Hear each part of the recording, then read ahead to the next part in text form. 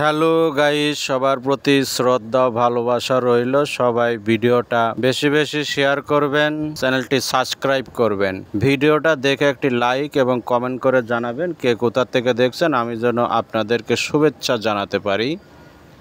আজকের ভিডিওতে দেখাবো একজন দক্ষ মানুষ বা একজন দক্ষ মিস্ত্রি কিভাবে তার কাজগুলো কোন কোন প্রসেসের মাধ্যমে করতেছে, কেন করতেছে, কিসের জন্য করতেছে। এই ভিডিওতে আমি তাই দেখাবো এবং বলবো। আমার ভয়েস থেকে আপনারা অনেক কিছু জানতে পারবেন এবং শুনতে পারবেন। আমার এই সাউন্ডটা শুনে আপনারা অনেক কিছু বুঝতে পারবেন। হাইড্রো পাল্পারের ইম্পিলার, এই ইম্পিলারটি রিপেয়ারিং কাজ করা হচ্ছে।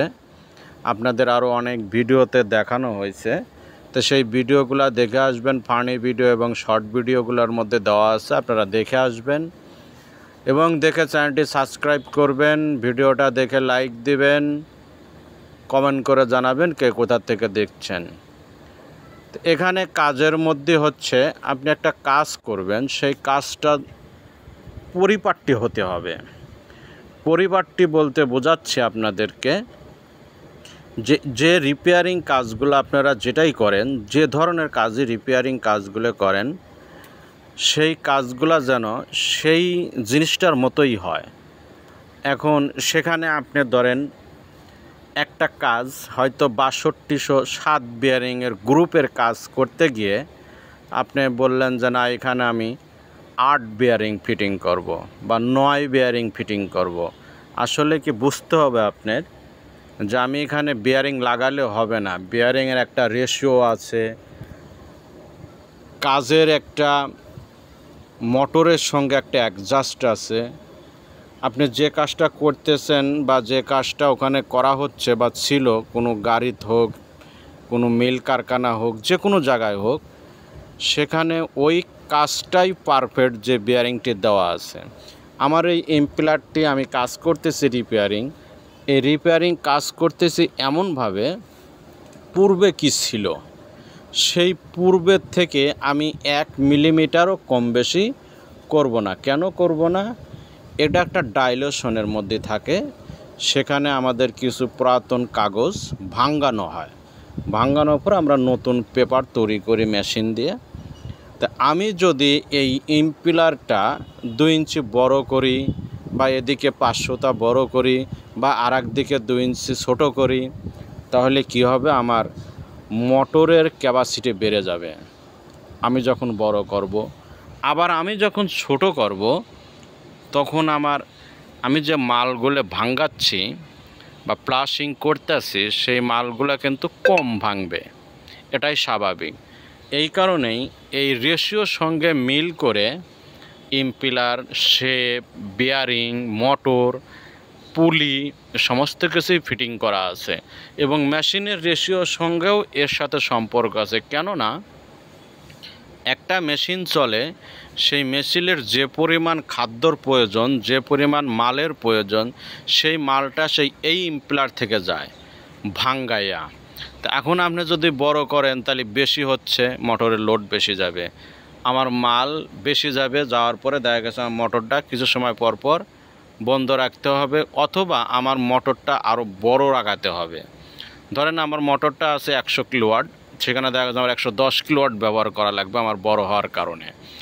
এই জন্যে একজন দক্ষ লোক যখন কাজ করে তার মাথার মধ্যে এটাই ঘুরপাক খায় যে আমি যে কাজটা করব এটা যেন পারফেক্ট হয়, এটা যেন পারফেক্ট হয়, ছোটও হবে না, বড়ও হবে না। তাই আমরা যখন এই ইম্পিলারটি কাজ করছি তখন যা ছিল আগে পূর্বে, আমরা একই সিস্টেমে আমরা কাজগুলো করতে, যাতে আমার মোটরের রেশিও বেশি না লাগে, ফ্লাশিং কম না হয়, বেশি না হয়, এবং কি মোটর যে আরপিএম আছে সেই আরপিএমটাও যেন না বাড়ে। এখন এই মোটরটা যা এম্পিয়ার খাবে, ধরেন ১০০ এম্পিয়ার খালো বা ৮০ এম্পিয়ার পূর্বে টানতো, এখন আমি দেখা গেছে আমি একটু বড় করার কারণে এম্পিয়ারটাও বেড়ে যাবে, বিদ্যুৎ বিলও বেড়ে যাবে। বিদ্যুৎ বিল যখন বেড়ে যায় তখন যদি আপনার নিজস্ব পাওয়ার প্ল্যান্ট থাকে তাহলে আপনার গ্যাস খরচ বেড়ে যাবে। যদি না থাকে, যদি আপনি আরইবির লাইন দিয়ে চালান তাহলে আরইবির বিল বেশি আসবে। এই কারণেই একজন দক্ষ লোক যখন কাজ করে আর একটা কারখানায় যখন কাজ করা হয়, এই কাজ শেষে কিন্তু যখন চালানো হয় তারা কিন্তু হিসাব করে এইটাই, যারা ম্যানেজমেন্ট আছে কোম্পানিতে তারা হিসাব করে এইটাই যে এইটা কাজ করার পর আমার বিদ্যুৎ বিল কত বাড়লো, আমার বিয়ারিংয়ের কতটুক লোড যাচ্ছে, আমার কতটুক পরিমাণ বিয়ারিংয়ে গ্রিজ দিতে হচ্ছে, আমার ফ্লাশিং কীরকম হচ্ছে, আমার আগের চেয়ে কম না আগের চেয়ে বেশি হচ্ছে, আগের চেয়ে বেশি ঘোরান লাগতেছে না আগের চেয়ে কম ঘোরান লাগতেছে, বিভিন্ন ধরনের ক্যাটাগরির কথা এখানে চলে আসে।